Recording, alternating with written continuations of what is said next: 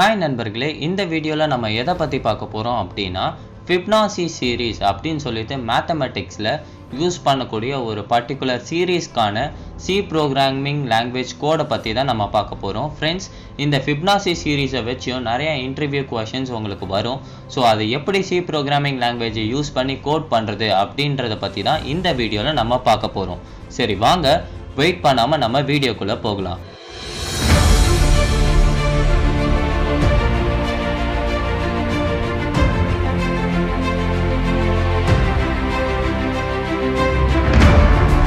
Fibonacci series கான question உங்களுக்கு எப்படி வரும் அப்படின்னா, write a program to print the values of the Fibonacci series within a given range and display the respective output.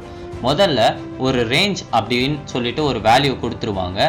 அந்த ரேஞ்ச்குள்ளே இருக்கக்கூடிய Fibonacci சீரீஸ்க்கான values எல்லாத்தையுமே நீங்கள் பிரிண்ட் பண்ணணும். அதுதான் இந்த கொஷின்.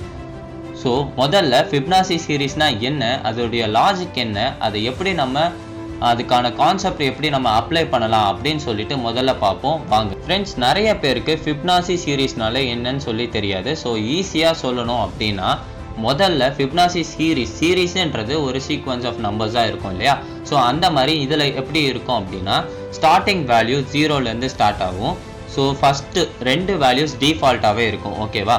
0 and 1 அப்படின்றது டிஃபால்ட்டாக இருக்கும். ஸோ இப்போ நீங்கள் நெக்ஸ்ட் வேல்யூவை நீங்கள் இந்த சீரீஸில் கண்டுபிடிக்கணும் அப்படின்னா, முன்னாடி இருக்க வேல்யூவும் ப்ரெசென்ட் வேல்யூவும் ஆட் பண்ணால் நெக்ஸ்ட் வேல்யூ உங்களுக்கு கிடைச்சிடும்.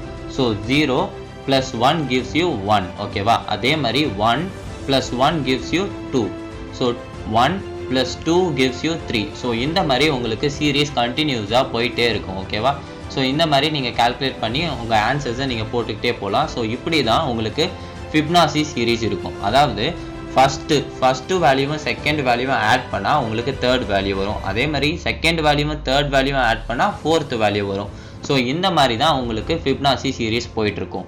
இப்போ நம்ம கொஷனுக்கான இன்புட் எப்படி இருக்கும் அப்படின்னா, இப்போ ஃபார் எக்ஸாம்பிள் இன்புட் வந்து 5ன்னு கொடுக்குறாங்க அப்படின்னா, நீங்கள் எப்படி அவுட்புட் பிரிண்ட் பண்ணணும்னா, உங்களுடைய ஆன்சர் 0லேருந்து ஸ்டார்ட் ஆகி ஃபஸ்ட்டு 5 நம்பர்ஸ் ஆஃப் Fibonacci சீரீஸாக இருக்கும். ஓகேவா? ஸோ 0 1 1 2 3 வரைக்கும் நீங்கள் பிரிண்ட் பண்ணணும். அதுதான் உங்களுடைய ஆன்சராகவும் இருக்கும். ஓகேவா? ஸோ இதை தான் எப்படி பிரிண்ட் பண்ண போகிறோம் அப்படின்றதுக்கான லாஜிக்காக பார்க்க போகிறோம். ஓகேவா? முதல்ல நான் என்ன பண்ண போகிறேன் அப்படின்னா, ஃபஸ்ட் அப்படின்னு சொல்லிட்டு ஒரு வேரியபிள் வச்சுப்பேன். அதில் டிஃபால்ட்டாகவே நம்மளுக்கு ஃபஸ்ட்டு வேல்யூ 0. கரெக்டாக அதை ஸ்டோர் பண்ணிவிடுவேன். நெக்ஸ்ட்டு செகண்டுன்னு சொல்லிட்டு இன்னொன்று ஒரு வேரியபிளை வச்சுப்பேன். அதில் 1 ஸ்டோர் பண்ணி வச்சுப்பேன். இப்போ நெக்ஸ்ட்டுன்னு சொல்லிட்டு இன்னொன்று ஒரு வேரியபிளை வச்சுக்கிட்டு இந்த ஃபஸ்ட்டு வேரியபிளையும் அதாவது செகண்ட் வேரியபிளையும் ஆட் பண்ணிப்பேன். அதுதான் என்னுடைய நெக்ஸ்ட் வேல்யூ. ஓகேவா? ஸோ இந்த மாதிரி நெக்ஸ்ட்டில் எனக்கு தேர்ட் வேல்யூ ஸ்டோர் ஆகிடும். கரெக்டாக? இப்போ 0 + 1 நெக்ஸ்ட் வேல்யூ இதில் நெக்ஸ்ட்டு இதில் வந்து அடுத்த வேல்யூவை ஸ்டோர் பண்ணிவிடுவேன். ஸோ 1ன்றது ஸ்டோர் ஆகிடும். இது பண்ணக்கப்புறம் நான் என்ன பண்ணிடுவேன் அப்படின்னா, என்னுடைய செகண்ட் வேல்யூ இருக்கு இல்லையா? ஸோ என்னுடைய செகண்ட் வேல்யூவை ஃபஸ்ட்டு வேல்யூவுக்கு ஸ்டோர் பண்ணிவிடுவேன். ஃபஸ்ட்டு ஈக்குவல் டு செகண்டுன்னு ஸ்டோர் பண்ணிவிடுவேன். இப்போ ப்ரெசன்ட் என்னுடைய ஃபஸ்ட்டு வேல்யூ என்னவா இருக்கும் அப்படின்னா, எனக்கு 1 இருக்கும். ஓகேவா?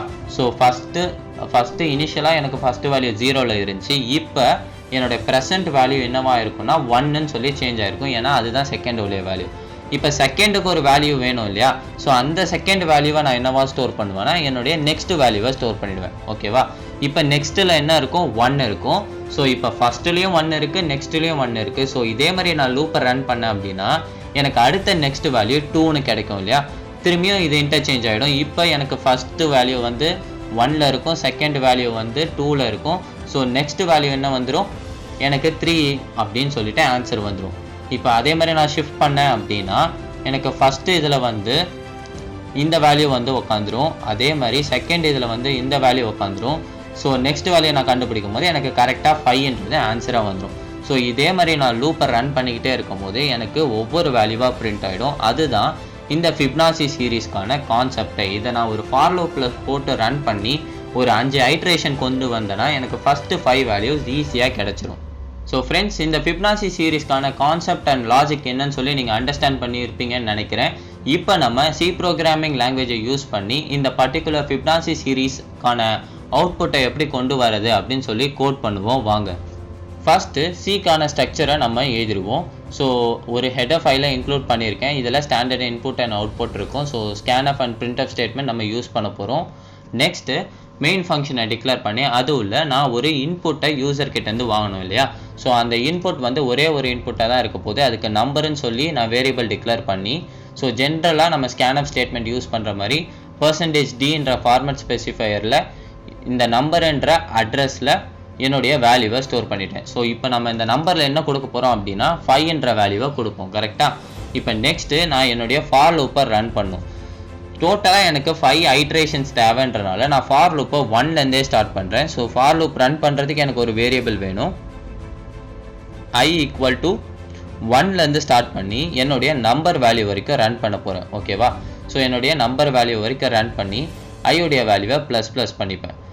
இப்போ நம்ம 5 ஐட்ரேஷனுக்கான ஃபார் லூப்பை கிரியேட் பண்ணியாச்சு. நெக்ஸ்ட்டு நம்ம வேல்யூஸை பிரிண்ட் பண்ணோம் இல்லையா.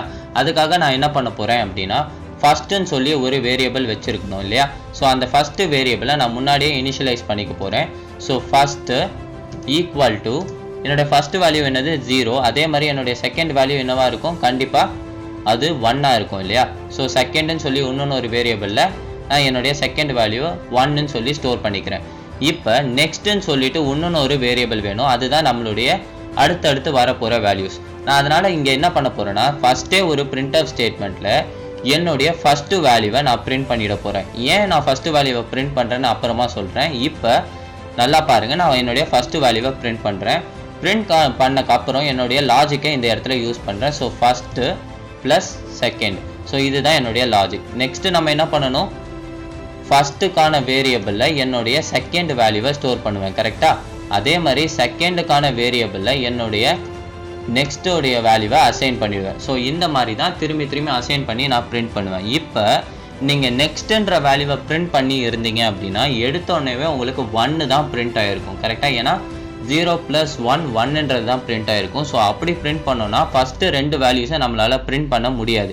ஸோ அதனால தான் இனிஷியலாகவே நான் இங்கே என்ன பண்ணிட்டேன், எப்போல்லாம் என்னோடய வேல்யூஸ் மாறுதோ அப்போல்லாம் என்னுடைய ஃபஸ்ட்டு வேல்யூவை பிரிண்ட் பண்ணுறேன். ஸோ ஃபஸ்ட்டு வேல்யூ கண்டிப்பாக 0லேருந்து ஸ்டார்ட் ஆகுன்றனால 5 ஐட்ரேஷன்ஸ் கரெக்டாக வரும். இப்போ இந்த லூப்பை ரன் பண்ணிங்கன்னு வச்சுக்கோங்களேன், ஐயோடைய வேல்யூ 0லேருந்து ஸ்டார்ட் ஆகுமா. ஸோ 1லேருந்து ஸ்டார்ட் ஆகும். ஸோ 1, அடுத்தது 2, நெக்ஸ்ட்டு 3, அப்புறம் 4, 5 வரைக்கும் ரன் ஆக போகுது.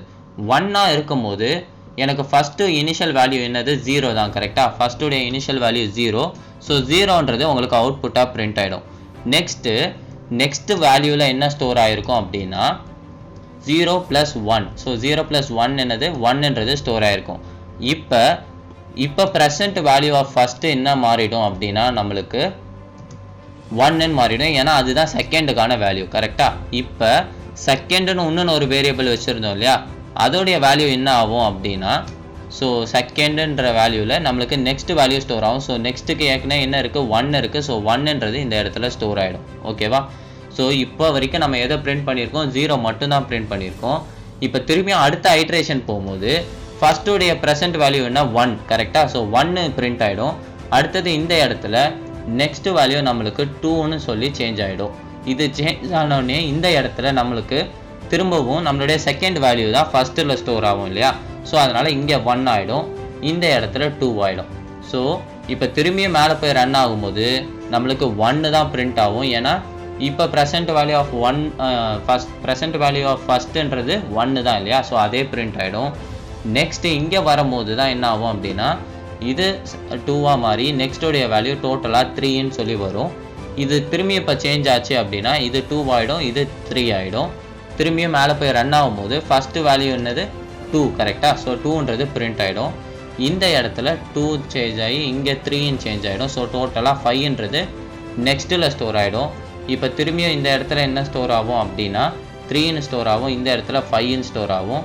ஸோ இதை திரும்பி ரன் பண்ணும்போது உங்களுக்கு கரெக்டாக 3ன்றது பிரிண்ட் ஆகிடும். அடுத்த ஐட்ரேஷன் போகாது, ஏன்னா நம்மளுக்கு கண்டிஷன் ஃபெயில் ஆகிடும் இல்லையா. ஸோ நம்மளுடைய அவுட்புட் 0 1 1 2 3ன்றது தான் நம்மளுடைய அவுட்புட்டாக இருக்கும். ஸோ அதுதான் நம்மளுக்கு கரெக்டான அவுட்புட்டும் கூட. சரி வாங்க, இந்த ப்ரோக்ராம் முடிஞ்சிருச்சு. இதை நம்ம ரன் பண்ணி நம்மளுக்கு சரியான அவுட்புட் வருதா அப்படின்றத செக் பண்ணி பார்த்துருவோம் ஒரு தாட்டி. நம்ம இனிஷியலாக கொடுத்த இன்புட் என்ன அப்படின்னா நம்ம 5ன்னு கொடுத்துருப்போம் இல்லையா. 5ன்னு கொடுத்துருந்தா 0 1 2 3ன்னு வந்திருக்கணும். ஸோ அது வருதான்னு சொல்லி செக் பண்ணிவிடுவோம். ஸோ நான் 5ன்னு இன்புட் கொடுத்து நான் என்டர் கொடுத்தேன்னா 0 1 2 3 கரெக்டாக வந்துருச்சு. ஸோ நம்ம வேறு ஏதாவது வேல்யூஸ் கொடுக்கணுனாலும் கொடுத்து பார்க்கலாம். இப்போ நம்ம 10ன்னு கொடுத்து பார்ப்போம். So first 10 numbers of Fibonacci series வருதான்னு சொல்லி செக் பண்ணி பார்த்துருவோம். ஸோ இன்புட் நம்ம 10ன்னு கொடுப்போம். ஸோ 10 வேல்யூஸ் கரெக்டாக வருதான்னு செக் பண்ணுவோம். இதை பார்த்தீங்க அப்படின்னா 0 1 1 2 3 5 8 13 21 34 இந்த மாதிரி 10 வேல்யூஸ் நம்மளுக்கு கரெக்டாக பிரிண்ட் ஆகிருக்கு. ஸோ நம்மளுடைய சி ப்ரோக்ராமிங் லாங்குவேஜ் யூஸ் பண்ணி கோட் பண்ண இந்த கோட் லாஜிக்கல் வைஸும் நம்மளுக்கு கரெக்டாக இருக்குது. அதே மாதிரி நம்மளுடைய எல்லா டெஸ்ட் கேஸையும் பாஸ் பண்ணியிருக்கு இல்லையா? ஓகே நண்பர்களே, இந்த வீடியோவில் இந்த ஃபிப்னாசி சீரிஸோட கான்செப்ட் என்ன, அதுக்கான லாஜிக் என்னன்னு சொல்கிறேன். அதே போல் இதை எப்படி கோட் பண்ணணும் அப்படின்னும் நீங்கள் கற்றுருப்பீங்கன்னு நினைக்கிறேன். இதே போல் இன்னும் நிறைய ப்ரோக்ராம்ஸோட உங்களை அடுத்த வீடியோவில் நான் சந்திக்கிறேன். தேங்க்யூ.